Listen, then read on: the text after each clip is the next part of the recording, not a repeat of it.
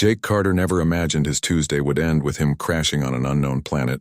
He had been flying cargo ships for 3 years now, moving supplies between Mars and the asteroid mines. The job was boring most days, which was exactly how Jake liked it. No drama, no problems, just him and the stars. But today was different. Jake was guiding his ship, the Horizon Runner, through a routine path near the Kepler belt when his sensors started screaming warnings. A cloud of micrometeors appeared out of nowhere, too fast for him to avoid.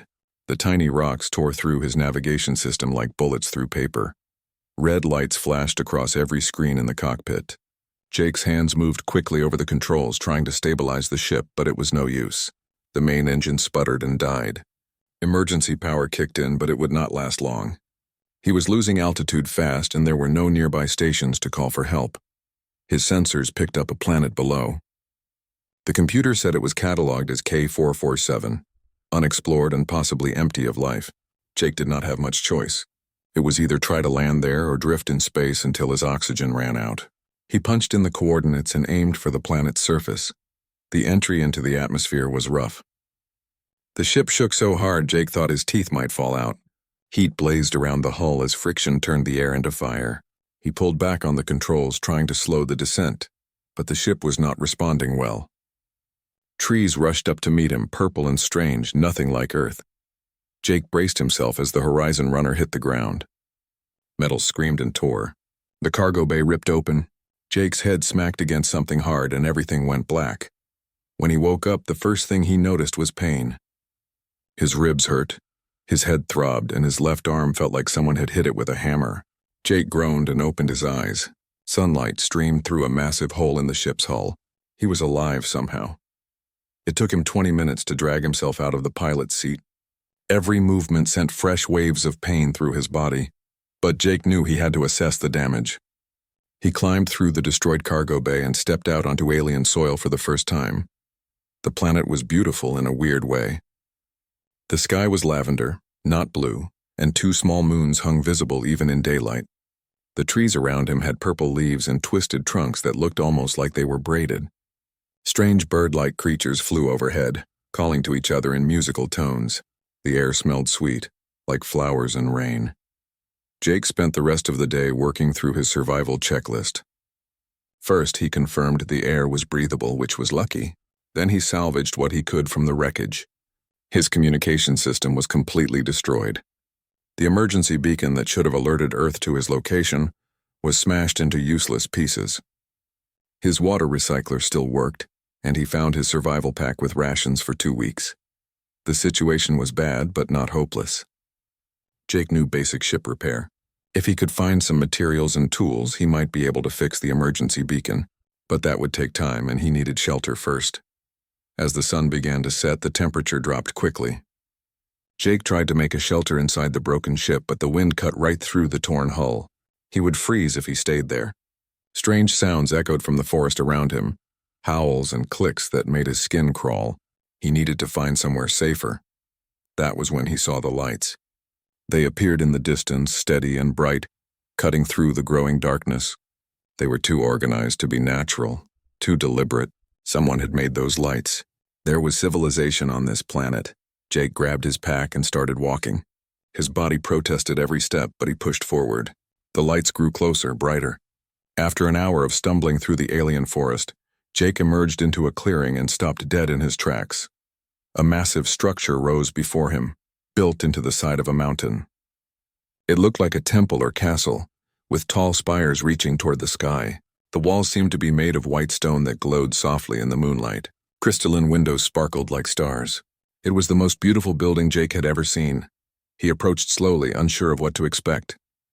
Before he could get close to the entrance, figures emerged from the doorway. Jake's breath caught in his throat. They were tall, much taller than him, at least 7 feet. Their skin was blue and seemed to shimmer with its own light. They moved with grace and purpose, and Jake realized with a start that they were all female. The alien women surrounded him, speaking rapidly in a language that sounded like singing. Jake could not understand a word. He raised his hand slowly, trying to show he meant no harm. His heart pounded in his chest. These could be his saviors or his captors. He had no way of knowing which. One of the women stepped forward from the group. She was clearly important, wearing elaborate robes that flowed around her like water. Her hair was long and silver, and her eyes were a deep violet color that seemed to look right through him. She studied Jake with an expression he could not read, curious but cautious. Then she touched something on her wrist, a device that glowed briefly. When she spoke again, Jake understood the words. Her voice had an accent, musical and strange, but the language was English. "You are from Earth," she said. It was not a question. Jake nodded, too surprised to speak at first. Then he found his voice. "Yes, my name is Jake Carter. My ship crashed. I need help." The woman tilted her head slightly, considering him. "I am called Lyra," she said. "High Mother of the Sisterhood of the Eternal Dawn. We have been watching your people's broadcast for many years. We know of Earth." She turned to the other women and spoke in their language. They responded with what sounded like questions, their voices rising and falling in melody. Lyra looked back at Jake. "You have come at a strange time, Jake Carter. No male has entered our sanctuary in 3 generations." She paused, her violet eyes intense. "But the night is cold and you are injured. We will give you shelter. Come." Jake did not understand what she meant about males in sanctuaries, but he was too tired and hurt to care. He followed Lyra and the other women into the temple. The inside was even more impressive than the outside, with corridors lined with glowing plants and crystal formations that cast rainbow light on the walls. They led him to a small room with a bed, simple but clean. One of the women brought him food, a bowl of soup that tasted like nothing from Earth but filled his empty stomach. Another examined his injuries with gentle hands and applied something that made the pain fade. Jake collapsed onto the bed, exhaustion finally overwhelming him. As his eyes closed, he thought about how lucky he was. He had crashed on an alien planet, and instead of dying alone in the wilderness, he had found shelter with beings who spoke his language and showed him kindness. He had no idea that his arrival had just turned the entire sisterhood upside down, or that the simple request for a place to sleep would lead to complications he could never have imagined. For now, Jake just wanted rest. Tomorrow he would figure out how to get home. The last thing he heard before sleep took him was the sound of voices outside his door, alien women speaking in urgent tones and one word repeated over and over in their musical language, a word that would soon become very important to his fate. Jake woke to sunlight streaming through a window made of something that looked like crystal, but felt warm to the touch. For a moment he forgot where he was. Then the memories came back. The crash, the alien planet, the blue-skinned women who had taken him in. He sat up slowly, pleased to find that most of his pain had faded. Whatever medicine they had used on him worked better than anything from Earth. The room was simple but comfortable. Besides the bed, there was a small table, a chair, and a chest made of dark wood carved with intricate patterns. Someone had left clothes for him, folded neatly on the chair. They were not human clothes, but they looked like they might fit. A soft knock came at the door. Before Jake could answer, it opened. A young woman entered, carrying a tray of food. She was shorter than Lyra, but still tall by human standards, maybe 6.5 feet. Her skin had the same blue shimmer, and her hair was white like fresh snow. She stared at Jake with large golden eyes that reminded him of a cat. "Good morning," she said in accented English. She set the tray down on the table, but her eyes never left Jake. "I am called Kira. High Mother Lyra asked me to bring you food and to answer your questions." She paused, then added, "If that is acceptable to you." Jake noticed she seemed nervous, like a student meeting a teacher for the first time. "Thank you, Kira. I appreciate the help." He gestured to the chair. "Will you sit?" "I have a lot of questions." Kira looked surprised by the invitation but sat down carefully on the edge of the chair. Jake moved to the table and examined the food. There was fruit that looked almost like apples but smelled like cinnamon, bread that was slightly purple, and a warm drink that steamed gently. He took a bite of the bread. It tasted good, nutty and sweet. "This is delicious," Jake said. Kira smiled, looking pleased. "Can you tell me about this place?" Lyra called it a sanctuary. Kira nodded. "The Sisterhood of the Eternal Dawn is a religious order. We dedicate our lives to spiritual study and service. This temple has stood for over 1,000 years. 300 sisters live here, learning wisdom and helping our people." 300? Jake nearly choked on his bread. "That's a lot of people." "It is one of the largest sisterhoods on our world," Kira said with obvious pride. Then her expression became more serious. "But we are separate from the rest of society. We take vows of celibacy and isolation. We focus on higher pursuits, not on worldly matters. Jake was starting to understand why his arrival might be unusual. And men don't come here? No male has entered this sanctuary since before I was born, Kira said. The last one was a healer who came to treat a plague. That was 87 years ago. She leaned forward slightly. Males are rare among our people, Jake Carter. Only 1 in 20 births produces a male child. They are protected, valued, kept safe. For a male to choose the life of the sisterhood would be considered wasteful. Wasteful? Jake frowned. That seems harsh. Kira shook her head. You do not understand. Our society needs males to continue. When a male reaches maturity, many females compete for his attention. It is a great honor to be chosen as a mate. Males are treasured. Jake felt uncomfortable with this information. On Earth, gender ratios were roughly equal. The idea of being one of only 5% of the population was strange. So what happens now? I'm here by accident. I just need to fix my ship and leave. High Mother Lyra will speak with you about that, Kira said. But Jake Carter, you must understand. Your arrival has caused great excitement among the sisters. Many of them have never seen a male in person. You are also alien, which makes you even more fascinating. There is already much discussion. Before Jake could ask what she meant by discussion, another knock came at the door. This time Lyra entered. She looked more formal than the night before, wearing robes of deep purple with silver embroidery. Behind her came 2 other women, both looking serious. Jake Carter, Lyra said. I hope you rested well. We must speak about your situation. She gestured to the other women. This is Zara, our master of security, and Mira, our chief engineer. They have examined your ship. Mira stepped forward. She was built differently from the others, with broader shoulders and hands that looked strong from work. Your vessel is badly damaged, she said bluntly. The main engine is destroyed. The navigation system is gone. The communication array is beyond repair with what we have here. Jake's heart sank. How long to fix it? Months, Mira said. Perhaps half a year if we can fabricate the parts you need. Our technology is different from yours, but I believe we can adapt it. She paused. But there is another problem. We do not have the materials here. We would need to send to the capital city for supplies. How long would that take? Jake asked.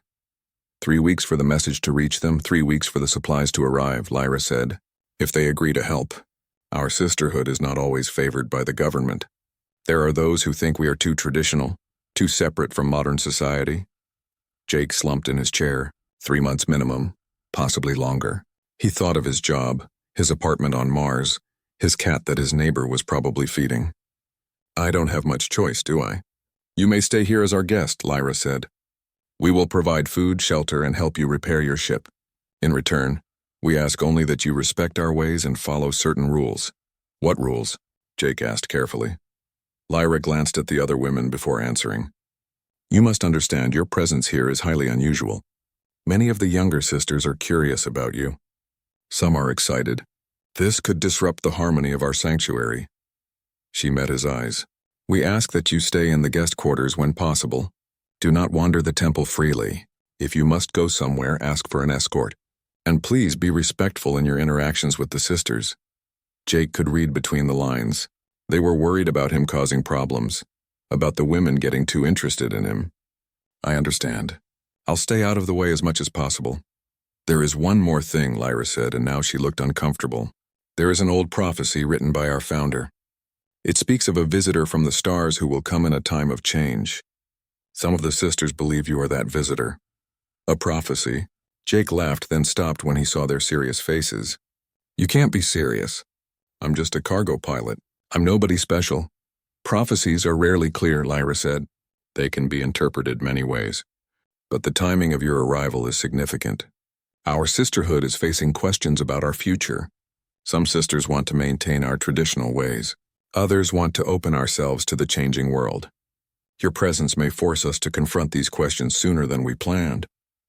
Jake did not like the sound of that. He had not come here to get involved in their politics or religion. He just wanted to fix his ship and leave. But looking at Lyra's face, he knew it would not be that simple. I'll do my best not to cause trouble, he said finally. Thank you, Lyra said. Kira will be your primary contact. If you need anything, ask her. She is studying to become a navigator and engineer. She can help you understand your ship repairs and translate between you and Mira." Kira beamed at this assignment, looking excited. The other women left, but Kira remained. "Would you like to see your ship?" she asked. "Mira has moved it to our workshop. You can examine the damage yourself." Jake nodded. He needed to see how bad things really were. Kira led him through the temple, and Jake got his first real look at the place in daylight. It was massive, with corridors that seemed to go on forever. They passed many other sisters, and every single one stopped to stare at Jake. Some whispered to each other. Others just watched with open curiosity. "They are not used to seeing males," Kira explained quietly, "especially not alien ones. You are very different from our males. Shorter but more muscular. Your features are unusual. Some find it quite attractive." Jake felt his face heat up. "That's not really what I need right now." "I am sorry," Kira said quickly. "I did not mean to embarrass you. I am just explaining what they are thinking." They reached the workshop, a huge building behind the main temple. Inside, Jake found his ship looking even worse than he remembered. Mira and several other women were examining it, taking measurements and discussing something in their language. Jake spent the rest of the morning going over the damage with Mira and Kira. It was as bad as they said. The engine was completely destroyed. The hull had multiple breaches. Even if they could fix everything else, he would need new navigation systems and a new communication array. Without those, he could not fly safely or call for help. 6 months, Jake said quietly. "Maybe more." "I am sorry," Kira said softly. "I know this is not what you wanted." Jake looked at the young alien woman. She seemed genuinely sad for him. "It's not your fault. You've all been very kind. I just miss home." "Tell me about Earth," Kira said suddenly. "I have studied your broadcasts, but I want to hear about it from someone who lives there." "What is it like?" Jake smiled despite his situation. "It's beautiful. Lots of blue oceans and green lands. The sky is blue, not purple. We have one moon, not two." He thought about his favorite places. "I grew up near the ocean. I used to watch the sunrise over the water every morning." Kira listened with rapt attention. "It sounds wonderful. I have always dreamed of traveling to other worlds, seeing new things. But the sisterhood does not encourage that. We are meant to stay here, to focus on spiritual matters." "What do you W?" The first week at the temple passed slowly. Jake spent most of his time in the workshop with Mira and Kira, planning the repairs to his ship. They had sent a message to the capital requesting materials, but there was no response yet. In the meantime, Jake tried to stay out of sight as much as possible, following Lyra's rules about not wandering around. But staying hidden was proving impossible. Every time Jake left his room, sisters appeared from nowhere. They would pretend to have business nearby, but Jake could tell they were just curious. Some were brave enough to approach him with questions. What was Earth like? Did humans really have so many males? Was it true that humans could eat almost anything? Jake answered politely, but the attention made him uncomfortable. He was not used to being the center of attention. On Earth and Mars, he was just another pilot. Here he felt like an exhibit at a zoo. Things got worse on the 8th day. Jake was walking to the workshop with Kira when they passed a courtyard where several younger sisters were practicing what looked like meditation. As Jake walked by, one of them jumped to her feet and rushed over. "Jake Carter," she said breathlessly. Her name was Nira, and she looked very young, maybe the equivalent of 20 in human years. "I have been hoping to meet you. I have so many questions." She had flowers in her hands, clearly picked from the garden. "Hello, Nira," Jake said carefully. "I'm actually on my way to work on my ship." "Of course," Nira said, but she did not move. Instead, she held out the flowers. "These are for you. They are called starblooms. They only open at night and smell like moonlight. I thought you might like them, being from the stars yourself." Jake took the flowers, not wanting to be rude. "Thank you." "That's very kind," Nira beamed. "Perhaps later you could tell me about space travel. I have read what I could, but hearing it from someone who has actually flown between worlds would be amazing." Before Jake could answer, Kira stepped between them. "Nira, Jake Carter has much work to do. Perhaps another time." Nira looked disappointed but nodded. As they walked away, Jake noticed Kira looked tense. "Is something wrong?" he asked. "Nira should not have done that," Kira said quietly. "Giving gifts to a male is the first step in courtship among our people." She was making her interest known. Jake stopped walking. Courtship? But I'm not interested in courtship. I just want to fix my ship.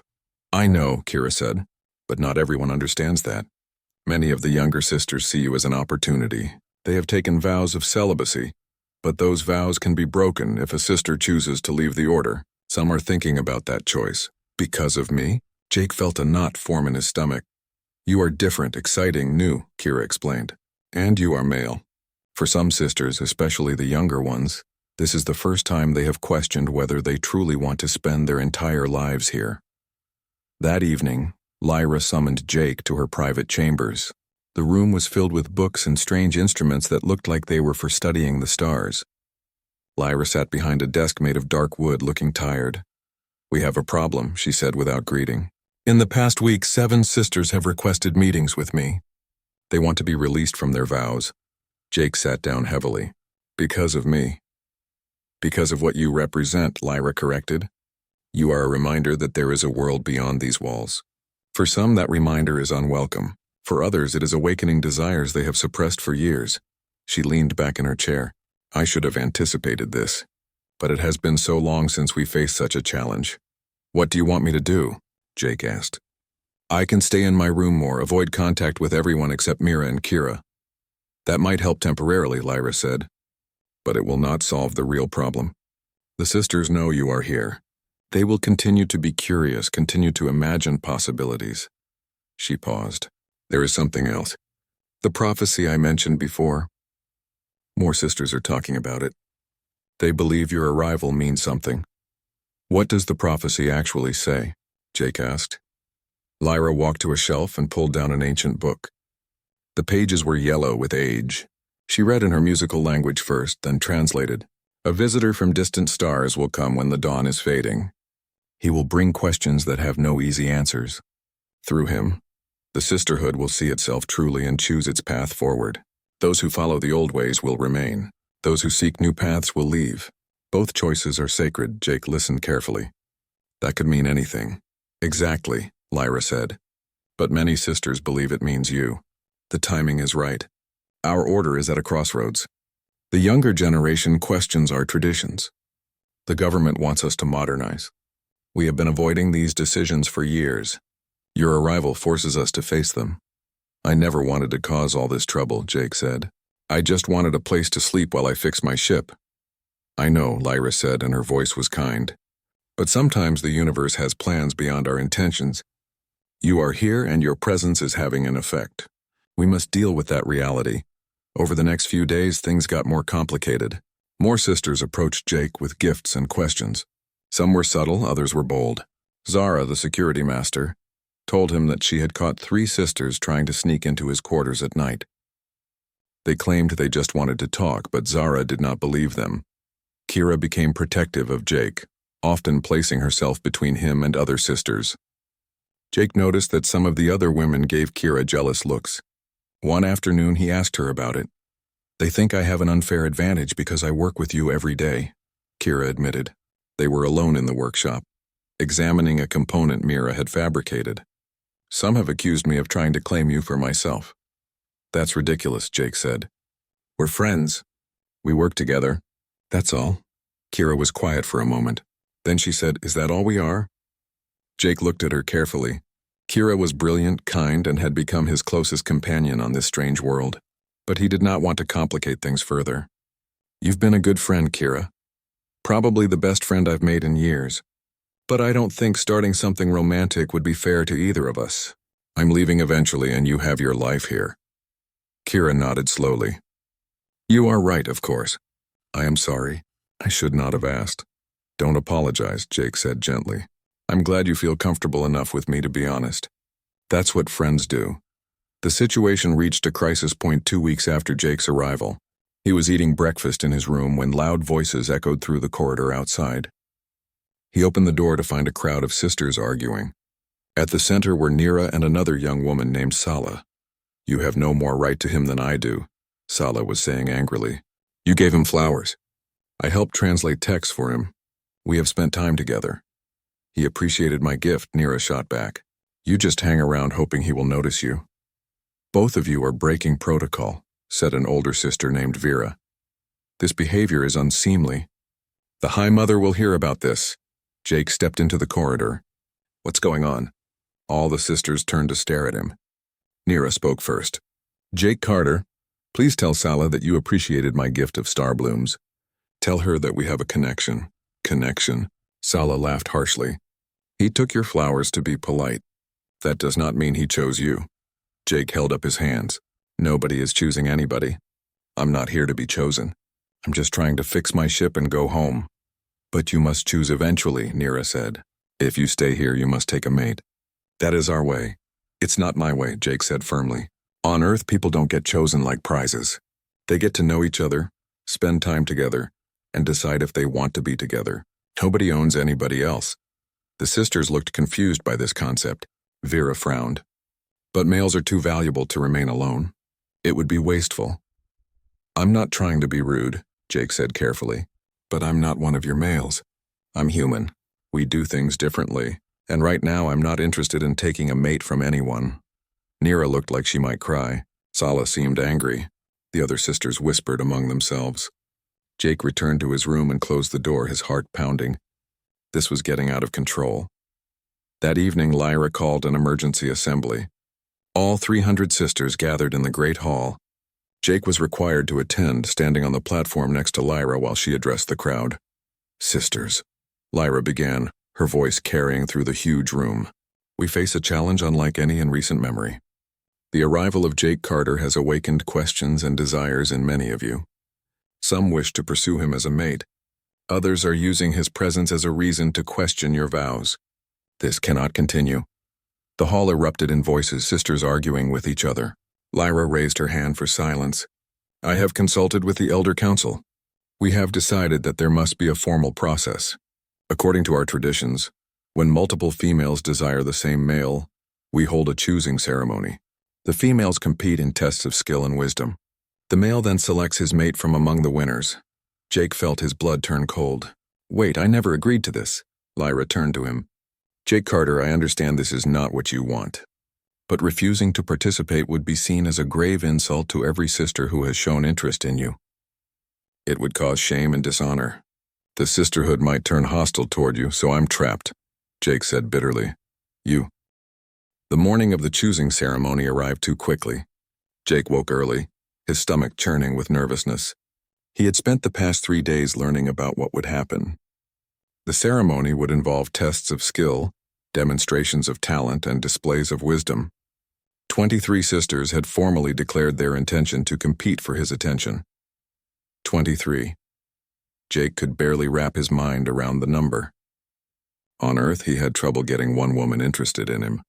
Here, nearly 24 alien women were competing for the chance to be chosen as his mate. It would have been flattering if it was not so terrifying. Kira brought him breakfast and helped him dress in ceremonial clothes the sisterhood had prepared. The outfit was made of fine fabric that shimmered in the light, far fancier than anything Jake normally wore. You look nervous, Kira observed. Because I am nervous, Jake said. This whole thing feels wrong. I don't want to choose someone like they're an item on a menu. These are people with lives and feelings. I know, Kira said softly, but try to understand it from their perspective. For them, being chosen is an honor. It means they were worthy. Rejection is what hurts, not the competition itself. That doesn't make me feel better, Jake muttered. The ceremony was held in the Great Hall, which had been decorated with flowers and glowing crystals. All 300 sisters attended, filling the benches that lined the walls. Jake was led to a platform at the front, where he sat in an ornate chair that felt too much like a throne. Lyra stood beside him, ready to explain each part of the ceremony. The 23 competitors entered in a formal procession. They wore matching robes of white and silver. Jake recognized some of them. Nira was there looking determined. So was Sala, the one who had argued with Nira. Zara, the security master, surprised him by being among the competitors. There were others he had only seen in passing. Sisters whose names he did not know but whose faces showed hope and nervousness. Lyra raised her hand for silence. We gathered today for a sacred ceremony, one that has not been performed within these walls for 300 years. 23 of our sisters have declared their desire to be chosen as the mate of Jake Carter, visitor from Earth. They will compete in 3 trials. The first is a test of skill. The second is a test of wisdom. The third is a test of heart. Jake Carter will observe and ultimately choose 3 finalists. From those 3, he will select his mate. Jake wanted to stand up and shout that he was not going to choose anyone, but he kept quiet. Lyra had warned him that interrupting the ceremony would be seen as a terrible insult. He had to let it play out. The first trial began. It was called the test of skill, and each competitor had to demonstrate something they excelled at. Some showed combat techniques, moving through fighting forms with grace and power that left Jake impressed. Others displayed artistic talents. One sister created a sculpture from colored sand in just minutes, her hands moving so fast they blurred. Another sang a song that made the crystals in the room vibrate and glow brighter. Nira performed a dance that incorporated floating silk ribbons. She moved with incredible grace, the ribbons weaving patterns in the air around her. When she finished, she looked directly at Jake and bowed. The watching sisters applauded politely. Zara's demonstration was different. She stood in the center of the hall and explained her philosophy on protection and service. Strength is not just physical, she said. It is the willingness to stand between danger and those you care about. I have dedicated my life to keeping this sisterhood safe. I would bring that same dedication to protecting and supporting a mate. Her words were serious and heartfelt. Jake found himself respecting her approach even if he did not want what she was offering. The demonstrations continued for hours. Jake watched, trying to pay attention to each one, to show respect even though the whole situation made him uncomfortable. Some of the sisters were incredibly talented. Others seemed nervous and made mistakes. Jake felt bad for them, knowing they were putting themselves out there for something he could not give them. When the test of skill ended, Lyra announced a break. Jake was led to a private room where he could rest and eat. Kira came with him, bringing water and fruit. "You are doing well," she said. "You are being respectful to everyone." "I feel like a fraud," Jake said. "They're all trying so hard and I already know I'm not going to choose any of them." "This is cruel." "Perhaps," Kira said, "but it is also necessary. Sometimes we must go through the process to reach understanding." The second trial was the test of wisdom. Each competitor was given a complex problem to solve. Some were mathematical, requiring calculations that made Jake's head hurt. Others were philosophical questions about ethics and morality. The competitors had to explain their reasoning and defend their answers against challenges. From the judges, Sala impressed everyone with her answer to a question about the balance between tradition and progress. "We honor the past by learning from it," she said, "but we serve the future by being willing to change. Wisdom is knowing which traditions to keep and which to release." Jake noticed that several of the older sisters nodded approvingly at this answer. It seemed the question of tradition versus change was important to everyone, not just in relation to him. One young sister named Lena struggled with her question. She was asked to solve a problem about resource distribution, and her answer was unclear and confused. She looked close to tears when she finished. Jake felt sympathy for her. This whole process must be incredibly stressful. The test of wisdom took even longer than the test of skill. By the time it ended, Jake was exhausted just from watching. But there was still one more trial. The test of heart was different from the others. Each competitor was asked to speak directly to Jake, to explain why they wanted to be chosen and what they would bring to a partnership. They were encouraged to be honest and vulnerable. This was the hardest part for Jake to sit through. One by one, the sisters stood before him and opened their hearts. Some spoke of loneliness, of feeling incomplete in their celibate life. Others talked about their dreams of family and partnership. A few admitted they were not sure if they truly wanted Jake himself or just the freedom that leaving the sisterhood would represent. Nira spoke passionately about her fascination with Earth and her desire to learn about other worlds. "You represent everything I have ever dreamed of," she said. "Adventure, discovery, a life beyond these walls. With you, I could see the universe." Zara took a different approach. "I do not pretend to love you," she said bluntly. "We barely know each other. But I admire your character. You have been respectful and kind even in a difficult situation. I believe we could build something meaningful together, given time." When all 23 had spoken, Lyra asked Jake to choose 3 finalists. This was the part he had been dreading. He stood up, his legs shaky from sitting so long. "I need to say something first," Jake began. "I want to thank all of you for your honesty and courage. You've shared parts of yourselves that must have been difficult to share, but I have to be honest too. The hall went silent. Jake took a deep breath. I can't choose a mate from among you. Not because you're not worthy.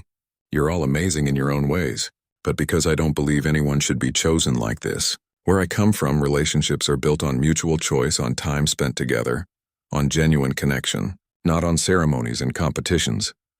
Gasps and whispers filled the hall. Lyra looked shocked. Some of the competitors looked hurt. Others looked confused. I know this goes against your traditions, Jake continued, and I'm sorry if I've insulted anyone. But I can't pretend to choose someone when my heart isn't in it. That would be the real insult. You all deserve partners who truly want to be with you, not someone who picked you because he had to pick someone. Nira stood up from where the competitors were sitting. But the prophecy, she said. You're supposed to help us see ourselves truly and choose our paths. How can we do that if you reject us all? Jake thought about that. Maybe that is how I'm helping. By showing you that you don't need to be chosen by a male to have value. By proving that your worth isn't determined by whether someone picks you in a ceremony. Sala stood up next. You're saying we should choose our own paths? Not wait for someone to choose us? Exactly, Jake said. If you want to leave the sisterhood, leave because it's what you want, not because of me. If you want to stay, stay because you believe in it. But make the choice for yourself.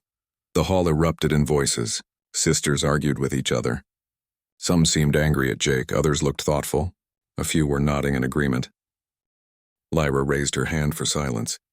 When the hall finally quieted, she turned to Jake. What you have done is unprecedented. You have rejected the ceremony itself, not just the competitors. This will have consequences. I know, Jake said, but it's the right thing to do. I won't pretend to be something I'm not just to make everyone comfortable. Lyra studied him for a long moment. Then surprisingly she smiled. Perhaps the prophecy was more accurate than I realized. You have certainly forced us to see ourselves truly. She turned to address the assembled sisters. We will adjourn for today. All sisters should reflect on what has been said. We will reconvene tomorrow to discuss what this means for our sisterhood. As the hall emptied, Jake felt both relieved and worried. He had stood up for what he believed in, but he had also disrupted them. The morning after the ceremony, Jake stayed in his room. He expected anger, maybe even hostility. Instead, a surprising thing happened. Sisters began leaving notes under his door. Some thanked him for his honesty. Others expressed confusion or hurt. But many said something he did not expect. They said he had given them permission to think differently about their own lives. Kira came to see him at midday. She looked tired but excited. You need to come to the Great Hall, she said. Something important is happening. Jake followed her nervously. When they entered the hall, he found it full of sisters engaged in heated but not hostile discussion. Lyra stood at the front trying to maintain order. When she saw Jake, she waved him over. Your words yesterday have sparked something, Lyra said. Many sisters want to speak. I think you should hear what they have to say. Lyra called the assembly to order. The first to stand was Sala. She looked nervous but determined. I competed in the ceremony because I thought being chosen would give my life meaning, she said. But Jake Carter made me realize I was looking for meaning in the wrong place. I don't need a mate to have purpose. I can create my own purpose, she paused, then continued. I have decided to leave the sisterhood. Not to pursue Jake Carter, but to pursue my own dreams. I want to study law in the capital. I want to help change policies that I believe are unfair. That is my choice made freely, several sisters gasped. Leaving the sisterhood was rare but not forbidden. What was surprising was Sala's reasoning. She was not leaving because she fell in love or because she hated the order. She was leaving to follow her own ambitions. Another sister stood. Her name was Vera, one of the older members who had criticized the younger sisters during the argument in the corridor. I have been a member of this sisterhood for 42 years, she said. I have never questioned my vows before, but yesterday I saw young sisters putting themselves forward, being vulnerable, taking risks. It made me realize I have been hiding here. I took my vows not because I wanted this life, but because I was afraid of the world outside. Vera's voice shook slightly. I am too old to leave now. This is my home. But I want to vote for changing our rules. Sisters who want to explore the world should be allowed to do so without giving up their membership entirely. We should open ourselves to the outside, bring in speakers and teachers. Let sisters choose how much isolation they want rather than forcing everyone into the same mold. This sparked a wave of responses. Sisters stood one after another sharing their thoughts. Some wanted to maintain traditional ways. Others wanted reform. A few, like Sala, announced their intention to leave entirely. But what struck Jake was that none of them seemed angry with each other. They were having the honest conversation they should have been having all along. Then Nira stood. Jake braced himself, expecting her to be upset with him. Instead, she looked calm, almost peaceful. "I competed for Jake Carter because I thought he was my ticket to adventure," she said. "But that was wrong. He is not a ticket. He is a person. And I was trying to use him for my own purposes without thinking about what he wanted." She turned to look at Jake directly. "I apologize for that. You were right to reject the ceremony. It was not fair to you or to us. We were all treating you like a prize instead of a person." Nira looked back at the assembly. "I am not leaving the sisterhood, but I'm going to ask for permission to study at the observatory in the southern mountains for a year. I want to learn more about the stars and space travel. Then I will come back and teach others what I learned. That is how I will satisfy my hunger for adventure, while still honoring my commitment to this community." Other sisters began proposing similar ideas. One wanted to volunteer at a hospital in the city. Another wanted to study music with a famous composer. They were finding ways to grow and explore without abandoning the sisterhood entirely. Lyra let the discussion continue for hours. When it finally wound down, she stood and addressed the assembly. "I have been High Mother for 20 years, she said. "In that time, I believed my job was to maintain tradition, to keep us separate from the changing world. But perhaps I was wrong. Perhaps tradition should serve us, not the other way around." She looked around at all the sisters. "I propose we form a council to discuss reforms. All sisters will have a voice. We will consider new rules that allow for more flexibility while maintaining our core spiritual values. This will take time, but I believe it is necessary." The sisters voted. The proposal passed by a large majority. As the assembly broke up, sisters came to talk to Jake. Many thanked him. Some apologized for putting pressure on him. A few still looked hurt, but they seemed to understand why he had done what he did. Over the next few weeks, the sisterhood transformed. The council met regularly, debating changes. They decided to allow sisters to take temporary leaves for education or personal growth. They opened their gates to visitors for the first time in decades, hosting lectures and cultural exchanges. They even invited males to speak at the temple, something that had not happened in 3 generations.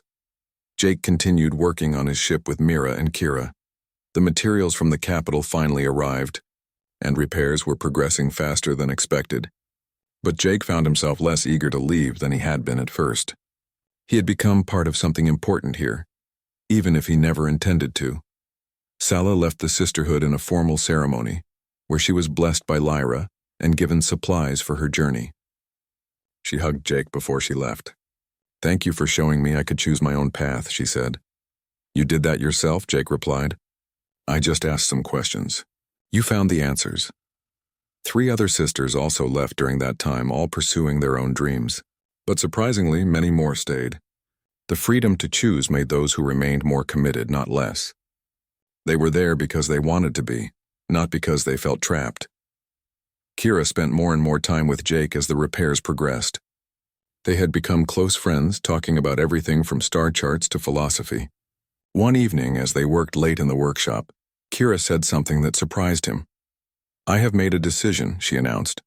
"I am going to ask if I can leave the sisterhood temporarily to travel with you." Jake nearly dropped the tool he was holding. "What?"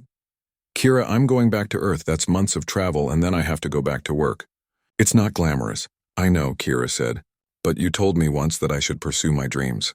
"My dream is to see other worlds, to learn about space travel from someone who actually does it. You need a navigator for your ship anyway.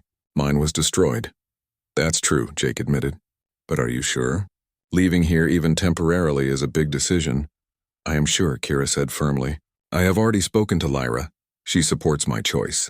She said I should experience the universe before I decide if this is truly where I want to spend my life." Jake thought about it. Having Kira along would actually help. She was brilliant with numbers and patterns, and he had to admit, he would miss her friendship when he left. "Okay," he said finally. "But I'm not your chosen mate or whatever. We're friends and colleagues." "That's it," Kira smiled. I understand. That is all I want. Friendship, adventure, and the chance to learn. Romance would only complicate things. Agreed, Jake said, relieved. The repairs took another 6 weeks. During that time, the sisterhood continued to evolve. They started a mentorship program where sisters could invite people from outside to teach them new skills. They built guest quarters for visitors.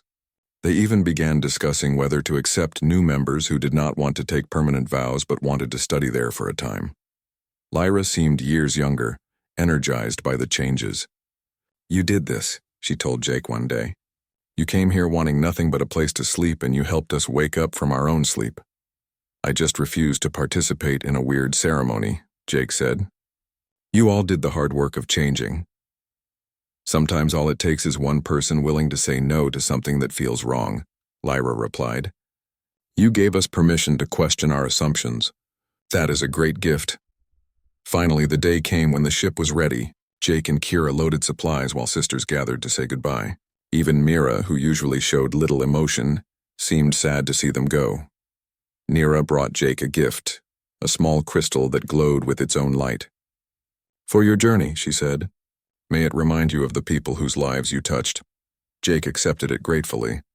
Thank you, and good luck with your studies at the observatory. Thank you, Nira said. I start next month. I am excited and terrified. That's how you know it's the right choice, Jake said with a smile. Lyra was the last to say goodbye. You fulfilled the prophecy in an unexpected way, she told Jake. You helped us see ourselves truly and choose our paths forward. Both those who stayed and those who left made sacred choices. I still think I just got lucky, Jake said. But I'm glad things worked out. Luck or fate, it matters little, Lyra said. What matters is that you were true to yourself and gave others permission to do the same. She turned to Kira. Take care of him.